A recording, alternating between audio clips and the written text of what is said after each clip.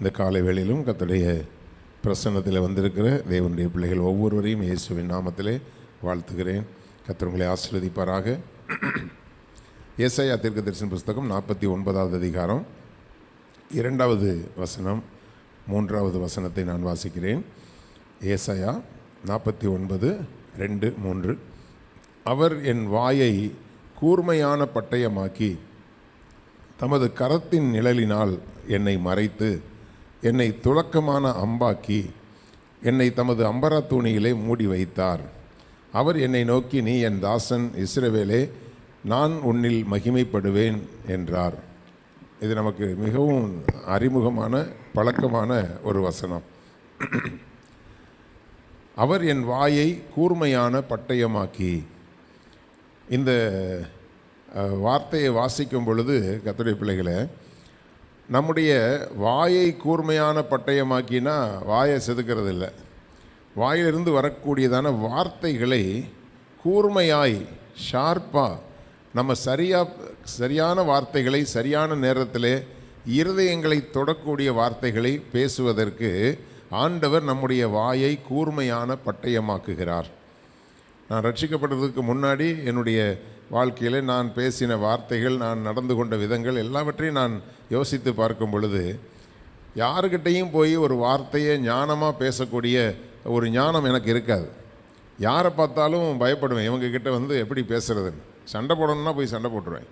ஆனால் ஒரு சமுதாயத்தில் உயர்ந்தவர்கள், அந்தஸ்தில் உயர்ந்தவர்கள், படித்தவர்கள், அவர்களிடத்தில் போய் பேசும் பொழுது பேசுகிறதுக்கு பயமாக இருக்கும். ஏன்னா நமக்கு சரியாக விவரமாக பேச தெரியாது, அல்லது அப்படியே பேசினாலும் எதையாவது மொக்கையாக பேசிடுவோம்.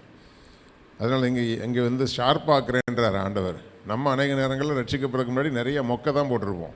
பல பேருக்கு நிறைய மொக்கை போட்டு அவங்க ஐயோ கழுத்து இருக்கிறதுக்கு வந்துட்டாயா அப்படிங்கிற மாதிரி சொல்லக்கூடியதான நிலைமைக்கு தான் நம்முடைய வாழ்க்கை நமக்கு இருந்தது.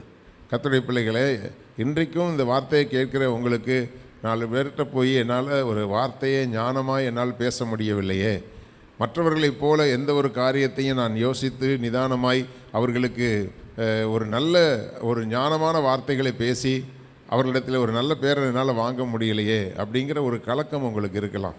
சில நேரங்களில் படிச்சிருக்கிற பிள்ளைங்க இன்டர்வியூக்கு போகும்போது அந்த இன்டர்வியூவில் கேட்கக்கூடிய கேள்விகளுக்கு சரியான பதிலை கொடுப்பதற்கு சில நேரங்களில் பதில் தெரிஞ்சிருக்கும், ஆனால் அதை சொல்ல வேண்டிய விதமாக அதை ப்ரெசன்ட் பண்ண தெரியாது. அப்போது அந்த ஞானம் இல்லாமல் தவித்து கொண்டிருப்பார்கள். கர்த்தருடைய பிள்ளைகள் வேத வசனத்தை நல்லா வாசித்து ஆண்டவர் நமக்கு என்னெல்லாம் ஆசீர்வாதம் வச்சுருக்கிறாரோ அதை நம்ம கிளைம் பண்ணணும், கேட்கணும். ஆண்டவர்கிட்ட கேட்கணும், ஆண்டவரே நீங்கள் இப்படி சொல்லியிருக்கீங்களே, எனக்கு இப்படி கொடுங்கன்னு கேட்கணும். அதனால தான் இன்றைக்கி அநேக கர்த்தருடைய பிள்ளைகளுக்கு வேத ஞானம் இல்லை, வேதத்தை வாசிக்கிறது இல்லை, தியானிக்கிறது இல்லை, வசனத்துக்கு தங்களை அர்ப்பணிக்கிறது இல்லை. அப்போ வேத ஞானம் போகும் பொழுது தான் இந்த உலகத்தை ஜெயிக்கிறதான ஒரு ஞானத்தை கர்த்தர் நமக்கு அதில் வைத்திருக்கிறார். அப்போது ஒரு பிள்ளை இன்ஜினியரிங் காலேஜ் முடித்து அந்த பிள்ளைக்கு வேலைக்காக ரெக்கமெண்ட் பண்ணும்போது அங்கே போய் இன்டர்வியூ பண்ண போனால் அந்த இன்டர்வியூ பண்ண சகோதரியும் ஒரு ரட்சிக்கப்பட்டவங்க தான். அப்போ அவங்க சொன்னாங்க, பாஸ்டர் இது குழந்த மாதிரி பேசுது, ஒரு வார்த்தையில் ஒரு ஞானமே இல்லை, இதை யார் வேலைக்கு வச்சுக்குவாங்க, பேசுகிற வார்த்தையில் ஒரு ஞானமே இல்லையே, குழந்தைத்தனமாக பேசுதே அப்படின்னு சொல்லிவிட்டு, நான் இதை ரெக்கமெண்ட் பண்ணால் எனக்கு கெட்ட பேர் ஆகிடும் பாஸ்டர், அதனால் சாரி அப்படின்னு சொல்லிட்டா. அப்போது கர்த்தருடைய பிள்ளைகளை இன்னும் சொல்லப்போனால் அந்த இன்டர்வியூ எடுக்கிற பொண்ணு இவ்வளவுக்கு கூட படிக்கலை. ஆனால் அந்த பொண்ணு கர்த்தருக்கு பயந்த பிள்ளை, இது கர்த்தருக்கு பயப்படாத பிள்ளை, இது ரட்சிக்கப்படாத பிள்ளை, எனக்கு சொந்தக்கார பிள்ளைன்னு வச்சுக்கோங்களேன். அப்போது கர்த்தருடைய பிள்ளைகளை கர்த்தருக்கு பயந்து அவருடைய வசனத்துக்கு நம்ம முக்கியத்துவம் கொடுக்குற பிள்ளைகளுக்கு ஆண்டவர் செய்கிற காரியம், அவர் என் வாயை கூர்மையான பட்டயமாக்கி. குடும்பங்களில் கூட எந்த வார்த்தையை எப்போ பேசணுங்கிற ஞானம் நமக்கு இருக்கணும். கர்த்தருக்கு பயப்படுதலே ஞானத்தின் ஆரம்பம். அப்போ கர்த்தருக்கு பயந்து இருக்கக்கூடிய பிள்ளைகள் எப்போ எந்த வார்த்தையை பேசணும், எந்த வார்த்தையை பேசக்கூடாது, கர்த்தர் அதுக்குரிய ஞானத்தை நமக்கு கொடுப்பார். இந்த வார்த்தை கேட்குற பிள்ளைகள் குடும்பத்தில் சில நேரத்தில் ஞானமற்ற வார்த்தைகளை பேசிவிட்டதுனாலேயே குடும்பங்களுக்குள்ள குழப்பம் உண்டாகி, குடும்பங்களுக்குள்ளே பிரிவினைகள் உண்டாகி, அந்த நேரத்துக்கு புதுசாக கல்யாணம் ஆகி போகிற பிள்ளைகளுக்கு அந்த குடும்பத்தினுடைய பின்னணியும் தெரியாது, அந்த குடும்பத்தினுடைய காரியங்கள் எப்படி இருக்கும், அவங்களுடைய பழக்க வழக்கம் எப்படி இருக்குங்கிறது தெரியாது.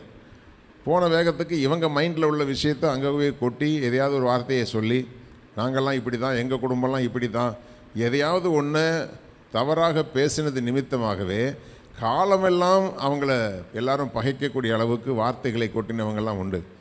அதனால் ஆண்டவர்கிட்ட கேளுங்க, ஆண்டவரே என்னுடைய வாயை கூர்மையான பட்டயமாக்குங்க. நான் எங்கே பேசணும், எப்படி பேசணும், என்னுடைய வார்த்தைகள் ஒரு ஷார்ப்பாக, அதாவது இன்னும் சில பேர் கூர்மையான பட்டயமாக்கி குத்துவாங்க. கூர்மையான பட்டயமாக்குறது குத்துறதுக்கு இல்லை, யாரையும் குத்தி பேசுறதுக்கு இல்லை. ஐயோ அவகிட்ட வாயை கொடுத்துடாதீங்க, அவள் பேசினாலே குத்தி குத்தி பேசுவா, அவங்ககிட்ட பேசினாலே எந்த வார்த்தையை சொன்னாலும் யாரையாவது தாக்கி தான் பேசுவான், அப்படிங்கிறதான ஒரு பேரை நம்ம வாங்கக்கூடாது. கூர்மையானதுன்னா அது ஷார்ப்பானது. அந்த வார்த்தை எப்படி நமக்கு தேவனுடைய வார்த்தை வல்லமை உள்ளது, ஜீவன் உள்ளது, இருபுறமும் கருக்கான, எந்த பட்டயத்திலும் கருக்கானது. அது ஆவியும் ஆத்துமாவையும் ஊனையும் கணுக்களையும் உருவத்தக்கதாக. அது அப்போ என்னென்னா, தேவனுடைய வார்த்தை வரும்போது நமக்குள்ளே போய் உள்ளுக்குள்ளே எலும்புகளுக்குள்ளே நரம்புகளுக்குள்ளேயும் போய் நமக்குள்ளே ஒரு கிரியை செய்கிறது போல் ஆண்டவரிடத்தில் கேளுங்க, ஆண்டவரே உங்கள் வசனத்தின் ஞானம் எனக்கு வேணும், வாழ்க்கையில் நான் எப்படி நடந்து கொள்ளணும், எப்படி பேசணும், அதுக்குரிய ஞானத்தை தந்து என்னுடைய வாயை கூர்மையான பட்டயமாக்குங்கப்பா. அநேக நேரங்களில் நான் பேசி பல இடத்துல மொக்க வாங்கிட்டு வரேன், பல இடத்துல நான் அவமானப்பட்டு வர்றேன், நான் பேசுகிற வார்த்தைகளினால எனக்கு ஒரு ஜெயம் கிடைக்கிறது இல்லை. அப்போது ஒரு வேலை செய்கிற எந்த வேலையிலையுமே பேச்சு ரொம்ப முக்கியம். அது வியாபாரமாக இருக்கட்டும், ஒரு அலுவலகம் சம்மந்தப்பட்ட விஷயமா இருக்கட்டும், எந்த ஒரு காரியத்திலையும் நீங்கள் பேசுகிறது ரொம்ப முக்கியம். பேசுகிற வார்த்தைகள் சரியில்லைன்னு சொன்னால் அதற்கு பிறகு உங்கள்கிட்ட யாருமே அணுக மாட்டாங்க.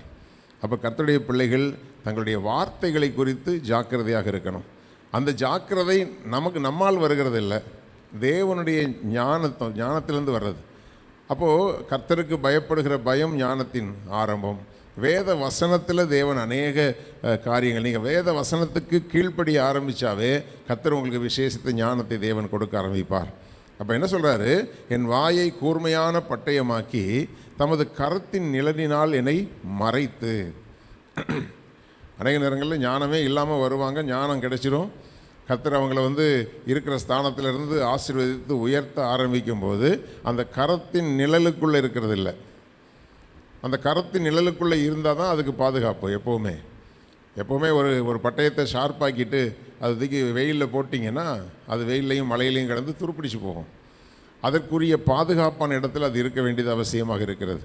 அப்போது ஏற்ற காலத்தில் உன்னை உயர்த்தும்படி அவருடைய பலத்த கரத்திற்குள் அடங்கியிரு. அவருடைய கரத்துக்குள் அடங்கி, உங்களுக்கு என்னதான் உங்களுக்கு ஞானம் இருந்தாலும், கர்த்தர் எவ்வளவு ஞானத்தை கொடுத்திருந்தாலும், அதனால் உங்களுக்கு பதவி உயர்வுகளை கொடுத்து அந்தஸ்துகளை கொடுத்து எவ்வளவு உயர்வான ஸ்தானத்தில் வச்சுருந்தாலும் அவருடைய கரத்தின் நிழலுக்குள்ளே இருக்கணும். ஆலயத்துக்கு போகிறது நிற்கக்கூடாது, ஜெபிக்கிறது நிற்கக்கூடாது, வேதத்தை தியானிக்கிறது குறையக்கூடாது, அவருடைய ஊழியங்களில் நீங்கள் இணைந்து செயல்படுகிறதுல குறையக்கூடாது. இதிலெல்லாம் நீங்கள் சரியாக இருக்கணும். சில பேருக்கு உலக வேலை, உலக வருமானம் இதிலெல்லாம் ஓகே, ஆனால் ஆண்டவருக்குரிய காரியத்தில் முக்கியத்துவம் கொடுக்காததினாலேயே ஆண்டவர் ஆசீர்வாதத்தை கொடுக்குறாரு, அது நிரந்தரமாய் நிற்பதில்லை. ஏன்னா அவருடைய கரத்தின் நிழல் என்பது, ஒரு கரத்தின் நிழல், ஒரு செட்டையின் நிழல், ஒரு கோழி தன்னுடைய குஞ்சுகளை அரவணைத்திருக்கும்போது ஒரு அனல் உண்டாகியிருக்கும். உள்ளுக்குள்ள ஒரு ஒரு ஒரு ஒரு சின்ன ஒரு இதமான ஒரு ஹீட்டு, அது அந்த கோழி குஞ்சுகளை பராமரிக்கிறதுக்கு இருக்கிற காரியம். அதே போல் தேவன் தம்முடைய கரத்துக்குள்ளே அடங்கி வருகிறவர்களுக்கு உள்ளே வச்சு கொடுக்க வேண்டிய போஷித்தலை கொடுக்கிறார், பராமரிப்பை கொடுக்கிறார், பாதுகாப்பை கொடுக்கிறார், ஞானத்தை கொடுக்கிறார். அப்போது கர்த்தருடைய பிள்ளைகள் இன்றைக்கி ஜெபம் பண்ணுங்க, ஆண்டவரே என் வாயை எனக்கு கூர்மையான பட்டயமாக்கி உங்கள் கரத்து நிழலுக்குள்ளே என்னை மறைச்சிக்குங்கப்பா. எனக்கு வெளியிலேருந்து வரக்கூடிய வெயில் மழையினால் வரக்கூடிய பாதிப்புகள் எனக்கு வரக்கூடாது. எனக்கு உங்கள் பிரசன்னத்தினாலே மூடி இருக்கிறதான ஒரு நிலையில் நான் இருக்கணும். சில பேருக்கு ஒன்றுமே இல்லாமல், ஞானமே இல்லாமல், ஆசீர்வாதமே இல்லாமல் ஆண்டவர்கிட்ட வருவாங்க. கொஞ்ச நாளில் கர்த்தர் அதுக்கு ஒரு வழிவாசலை திறந்துடுவார், ஒரு ஆசீர்வாதத்தின் வாசலை திறந்துடுவார். திறந்த உடனே அதுக்கு பிறகு அவருடைய நிழலுக்கும் அவருடைய சபைக்கும் அவருடைய பிரசன்னத்துக்கும் அவருடைய வசனத்துக்கும் சம்பந்தமே இல்லாத ஒரு பாதையில் போயிடுவாங்க.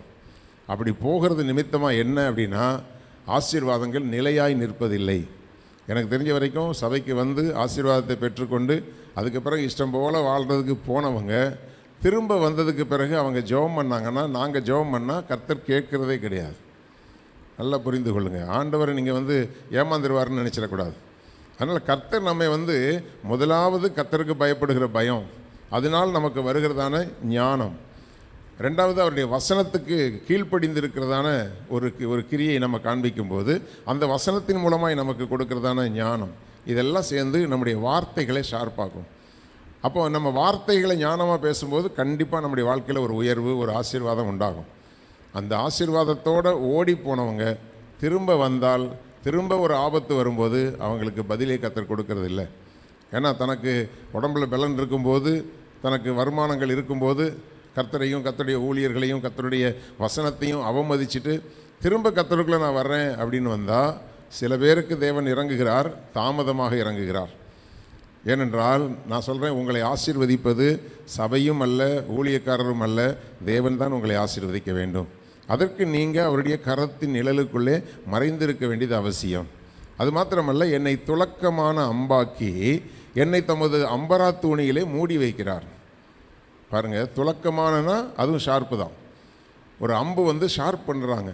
ஷார்ப் பண்ணிவிட்டு அதை எங்கே வைக்கிறாருன்னா தன்னுடைய அம்பரா தூணி என்றால் அம்புகளை வைக்கக்கூடியதான தூணி என்றால் அது ஒரு கூடு இருக்கும். அம்புகளை வைக்கக்கூடிய கூடு பின்பக்கமாக அப்படி வச்சுருப்பாங்க. எடுத்து இப்படி அம்புகளை எடுத்து எய்யறதுக்கு வச்சுருப்பாங்க. அப்போ அந்த அம்பரா தூணியில் வைக்கிறது மொக்கையான அம்புகளை வைக்க மாட்டார். பயன்படுத்துவதற்கு ஆயத்தமாக இருக்கக்கூடியதான அம்புகளை தான் அங்கே வைப்பாங்க. அப்போ அந்த அம்புகளை ஷார்ப் பண்ணும்போது அதுக்கு இடம் கொடுக்கணும். நம்மளை ஆண்டவர் எடுத்த உடனே, சில பேருக்கு வந்த உடனே நாளைக்கு ஆசீர்வாதம் கிடைக்கணும், நாளன்னைக்கு நான் பிச்சுக்கிட்டு போயிடணும் அப்படின்னு நினைக்கிறாங்க. ஆண்டவர் நான் முதல்ல சொன்னது போல் கர்த்தருக்கு பயப்படுற பயம், தேவனுடைய வசனம், அவருடைய பிரசன்னம், அவருடைய பிரசங்கம், அவருடைய வார்த்தைகளை கேட்கிறது, அவருடைய வார்த்தைகளை பேசுகிறது, அவருடைய வார்த்தைகளை மனப்பாடம் பண்ணுறது, அந்த வார்த்தையின்படி வாழ்கிறது, இதெல்லாம் நம்ம என்ன செய்யணும்னா நம்மை துலக்கமான அம்பாக்கும், நம்மை ஷார்ப் பண்ணிக்கிட்டே இருக்கும். சில உபத்திரவங்கள், சில பாடுகள் வழியாக போகும்போதும் நம்ம ஞானமாய் செயல்படுகிற காரியங்கள், சில போராட்டங்களை நம்ம ஞானமாக டீல் பண்ணுறதுக்குரிய ஞானத்தை கர்த்தர் கொடுக்குறாரு. இப்படி பல பாதைகளில் தேவன் நம்மை நடத்தி நம்மை துலக்கமான அம்பாக்குகிறார். அப்படி துலக்கமான அம்பாக்குனாலும் நாம் இருக்க வேண்டியது அவருடைய அம்பரா தூணியில் இருக்கணும். அப்போ அம்பரா தூணியில் இருக்கிறத தான் தேவன் பயன்படுத்துவார். இப்போ அம்பு விடக்கூடிய வித்தை வீரர்கள் இருக்கிறாங்க. அவங்க பயன்படுத்துகிற அம்பு அம்பரா தூணியில் இருக்கும். அது எதுக்கு இங்கே வைக்கிறாங்க? எதையா வீட்டில் வச்சுட்டு வர்றதில்லை, அதை ஆண்டவர் பயன்படுத்துகிறதற்காக தேவன் அதை வைத்திருக்கிறார். அப்போ அந்த அம்பை பயன்படுத்துறதுக்கு அது ஆயத்தமான காரியமாக இருக்கணும். கர்த்தர் ஒரு காரியத்தை சொன்னால், கர்த்தர் ஒரு ஊழியத்தை சொன்னால், கர்த்தர் ஒரு காரியத்தை குறித்ததான ஒரு அறிவிப்புகளை கொடுத்தால் அதற்கு நீங்கள் ஆயத்தமாக இருக்கணும். கர்த்தருக்காக நான் எதையாகிலும் என்னுடைய வாழ்க்கையில் நான் செய்ய ஆயத்தமாக இருக்கணும். உண்மையாக அவர் மேலே நமக்கு அன்பு இருந்தால் அவருக்கு சேவை செய்வதற்கு ஒரு வாஞ்சை இருக்கும். அவருக்காக நான் எதையாகிலும் செய்யணும், அவருடைய ஊழியங்களுக்காக நான் எதையாகிலும் செய்யணும், நான் எப்படியாவது ஆத்துமாக்களை ஆதாயப்படுத்தணும், ஆண்டவருக்கென்று நான் ஏதாவது விதத்தில் நான் பிரயோஜனமான வாழ்க்கை வாழ வேண்டும் என்கிற தாகம் உண்டாகும். அதாவது ஆண்டவர் நம்மக்கிட்டேயே, நீங்கள் நம்மக்கிட்ட அணுகிற சில ஆட்களையே நீங்கள் பார்த்தீங்கன்னா, சில பேர் நம்மக்கிட்ட நல்லா ஒட்டுவாங்க, நம்ம மூலமாக ஏதாவது ஒரு உதவி கிடைக்குமா அப்படின்னு ஒட்டுறதுங்க இருக்கிறாங்க. சில பேர் இருக்கிறாங்க, நம்மக்கிட்ட எந்த உதவியும் எதிர்பார்க்க மாட்டாங்க, அன்பு மட்டும் காட்டுவாங்க. முடிந்தால் அவங்க நமக்கு உதவி செய்யணும்னு நினைப்பாங்களே தவிர நம்மக்கிட்டேருந்து ஒரு உதவியை பெறணும்னு நினைக்க மாட்டாங்க. நம்ம மேலே அவங்களுக்கு ஒரு அன்பு இருக்கும். அப்போது அப்படிப்பட்டவர்கள் தான் அந்த நபருக்கு அவர்கள் உண்மையுள்ள நபர்களாக இருக்க முடியும். அன்பு இல்லாமல் பழகுகிறவர்கள் ரொம்ப நாளைக்கு நிற்கிறவங்க கிடையாது. அன்போடு கூட பழகிறவங்க தான் நமக்காக ஜெபிப்பார்கள், நமக்காக உதவிகளை செய்வார்கள், நமக்காக வைராக்கியமாய் விட்டு கொடுக்காமல் பேசுவார்கள். அப்போது இவ்வளோ காரியங்கள் இருக்கிறது போல தான் ஆண்டவரை அணுகுகிறவர்களும் ஆசீர்வாதத்துக்காக அணுகிறவங்க இருக்கிறாங்க. ஆண்டவர் ஒன்று நான் துலக்கமான அம்பாக்கு வேணாம், அதெல்லாம் வேண்டாம் ஆண்டவரே, எனக்கு கொடுக்குறத கொடுங்க. உன் வாயை நான் கூர்மையான பட்டயமாக்கணும், அதெல்லாம் எனக்கு தேவையில்லை. எனக்கு தேவை, நான் ஆசீர்வாதம் எனக்கு வேணும். நான் கடன் பிரச்சனையில் வந்தேன், என் கடன் தீரணும். வியாதியோடு வந்தேன், எனக்கு வியாதி தீரணும். அவங்க அந்த காரியத்திலேயே கண்ணாக இருப்பாங்க. காரியம் முடிஞ்ச உடனே அவருடைய கரத்தின் நிழலை விட்டு ஓடி போவாங்க. அம்பரா தூணிக்குள்ளே அவங்க வருகிறது கிடையாது. கர்த்தருடைய பிள்ளைகளை, ஒரு பிள்ளையை ஒரு விசுவாசியை கர்த்தர் உருவாக்கி கொண்டு அவர் வைக்க விரும்புகிற இடம் அவருடைய அம்பரா தூணி. எந்த நேரத்துக்கும் எந்த நற்கிரியைகளுக்கும் ஆயத்தமாக்கப்பட்ட பாத்திரமாக நம்ம இருக்கணும். ஆண்டவர் எப்போ வேணாலும் ஏதாவது ஒரு காரியத்துக்கு தேவன் நம்மை பயன்படுத்துவார். அது ஆயத்தமாக்கப்பட்ட துலக்கமான அம்பாக அவருடைய அம்பரா தூணியிலே மாற்றி வைக்கணும். வச்சுட்டு தான் ஆண்டவர் சொல்கிறாரு, அம்பரா தூணிக்குள் அடங்கி வந்தவங்களுக்கு தான் அடுத்த வார்த்தை, நீ என் தாசன். இஸ்ரவேலே, நான் உன்னில் மகிமைப்படுவேன். உன் மூலமாக என் வாழ்க்கை, என்னுடைய நாமம் மகிமைப்படும். ஏனென்றால் நீ என்னுடைய தாசன். நான் உன்னை எப்போ வேணாலும் யூஸ் பண்ணலாம், எப்போ வேணாலும் உன்கிட்ட நான் நெருங்கி வரலாம். ஏனென்றால் நீ என்னுடைய தாசன். நான் உன்னில் மகிமைப்படுவேன் என்றால் என்ன அர்த்தம்? உன்னை நான் நடத்துகிற பாதைகள் மூலமாய் நான் மகிமைப்படுவேன். உன் மூலமாக என்னுடைய நாமம் மகிமைப்படும் என்று ஆண்டவர் சொல்கிறார். கர்த்தருடைய பிள்ளைகளை, அப்போது நாம் தேவன் நம்மை உருவாக்குகிறதற்கு நம்மை ஆயத்தமாய் எப்பொழுதும் காத்துக்கொள்ள வேண்டியது அவசியம். ஆண்டவரை நெருங்குறவங்களுக்கு ஏதாகிலும் கிடைக்குமா அப்படின்னு நீங்கள் யோசிக்க வேண்டியதில்லை. ஆண்டவர் இயேசு சொன்னார், முதலாவது தேவனுடைய ராஜ்யத்தையும் அவருடைய நீதியும் தேடுங்க. அப்படின்னா என்ன அர்த்தம்? தேவனுடைய ராஜ்யம் பரலோகம். அப்போ நான் பரலோகத்துக்கு ஆயத்தமாகிறதுக்கு தான் நான் ஆண்டவர்கிட்ட வந்திருக்கிறேன். 40 வருஷம் விசுவாசியாக இருந்து உலக ஆசீர்வாதங்களுக்காகவே நான் ஜெபித்து கொண்டிருக்கிறேன் என்று சொன்னால் தேவனுடைய ராஜ்யத்தை நான் தேடலைன்னு அர்த்தம். அப்போ தேவனுடைய ராஜ்யத்தை நீங்கள் தேடுறீங்கன்னா அந்த ராஜ்யத்துக்கு போகிறதுக்கு நீங்கள் எங்கெல்லாம் ஷார்ப்பாகணும், என்னெல்லாம் பேசணும், என்ன பேசக்கூடாது, எப்படி நடக்கணும், யாரோட பழகணும், யாரோட பழகக்கூடாது, எதெல்லாம் நீங்கள் அவாய்ட் பண்ணணும், எப்படிப்பட்ட ஃப்ரெண்ட்ஷிப்பெல்லாம் நீங்கள் கட் பண்ணணும், இதையெல்லாம் ஆண்டவர் உங்களுக்குள்ளே உருவாக்குவார். இதெல்லாம் உருவாக்குனா நீங்கள் ஆண்டவர் உங்களிடத்திலிருந்து அப்புறப்படுத்த விரும்புகிற காரியத்தை நீங்கள் அப்புறப்படுத்துறீங்கன்னா நீங்கள் தேவனுடைய ராஜ்யத்தை தேடிக்கிட்டு இருக்கிறீங்கன்னு அர்த்தம். அப்போ தேவனுடைய ராஜ்யத்தை தேடி அவருடைய நீதி, அப்போ தேவனுடைய ராஜ்யத்துக்குரிய நீதி, நீங்கள் வாழ்கிற உங்களுடைய சுய நீதி கிடையாது. தேவனுடைய ராஜ்யத்தையும் அவருடைய நீதியும் தேடுங்கள். அதுக்கு பிறகு இந்த உலகத்தில் உங்களுக்கு என்னெல்லாம் தேவையோ அது கூட உங்களுக்கு கொடுக்கப்படும். ரொம்ப ஷார்ட்டாக ஆண்டவர் சொல்லிட்டார். உலகத்தில் அதை சொன்னார் ஆண்டவர், ஆகாயத்து பறவையை கவனிச்சுப்பார், அதை பாரு, இதை பாரு எல்லாம் சொல்லிவிட்டு இவைகளெல்லாம் உங்களுக்கு தேவை என்று உங்கள் பரமபிதா அறிந்திருக்கிறார். உங்கள் தேவைக்காக நீங்கள் ஜெபிக்கணுங்கிற அவசியமே இல்லை. ஜெபிக்கலாம், 2 வார்த்தை சொல்லி ஜெபிக்கலாம், முழுக்க முழுக்க அதுவே இல்லை. நீங்கள் பிறருக்காக ஜெபம் பண்ணுங்க, சபைக்காக ஜெபம் பண்ணுங்க, தேசத்துக்காக ஜெபம் பண்ணுங்க. அப்படி நீங்கள் ஜெபிக்கிறவங்களா இருந்தீங்கன்னா தேவனுடைய ராஜ்யத்தை தேடுறீங்கன்னு அர்த்தம். மற்றபடி இந்த உலக தேவையே உங்களுடைய மைண்டில் முழுக்க இருக்குது அப்படின்னு சொன்னால் அப்போ நீங்கள் தேவனுடைய ராஜ்யத்தை தேடலை, அவருடைய நீதியை தேடலை. ஆண்டவர் சொல்கிறாரு, மற்ற இதெல்லாம் உங்களுக்கு தேவை என்று நீங்கள் உண்மையாக கர்த்தரை தேடினீங்கன்னா உங்களுக்கு எப்போ எப்போ என்னென்ன தேவையோ அதை ஆண்டவர் சரியாக கொண்டு வருவார். அப்போ அப்படி கொண்டு வரும் பொழுது அந்த வாழ்க்கை உயர்ந்து கொண்டே இருக்கும். எல்லாம் நமக்கு கூட கொடுக்கப்படும்.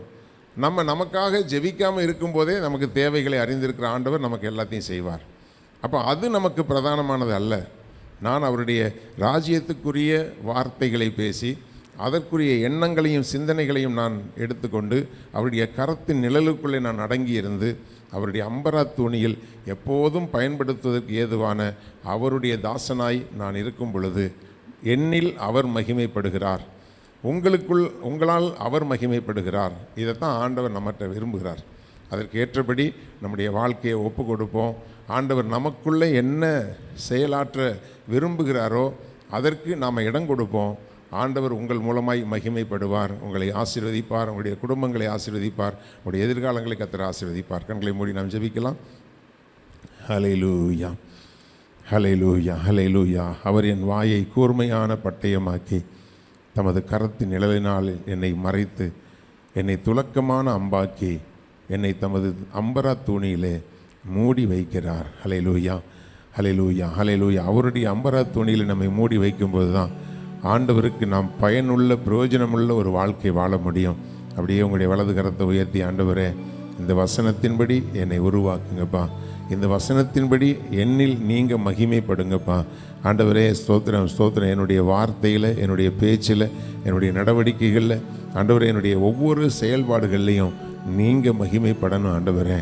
ஹல்லேலூயா, ஹல்லேலூயா. நீங்கள் என்னோடு இருக்கிறீங்கிறத எங்களுடைய வார்த்தைகள் மூலமாகவும் எங்களுடைய எண்ணங்கள் மூலமாய் எங்கள் சிந்தனைகள் மூலமாய் ஆண்டவரே ஸ்தோத்திரம் உலக ஜனங்கள் அறிந்து கொள்ளும்படியாக மெய்யாகவே இவர்கள் ஆராதிக்கிற தேவன் ஜீவன் உள்ளவர் என்பதை ஆண்டவரே எங்களுடைய வாழ்க்கையின் மூலமாய் மற்றவர்கள் அறிந்து கொள்ளும்படி எங்களை ஜீவனுள்ள சாட்சிகளாய் நிறுத்தும்படி எங்களுடைய வாயின் வார்த்தைகளும் எங்கள் இருதயத்தின் தியானமும் உங்களுடைய சமூகத்தில் எப்போதும் பிரீதியாய் காணப்படும்படி எங்களை அர்ப்பணிக்கிறோம் தகப்பனே. இந்த வார்த்தைகளை கேட்ட பிள்ளைகள் ஒவ்வொருவரையும் இந்த வசனத்தின்படி உருவாக்கி பிள்ளைகளை ஆசீர்வதிங்க.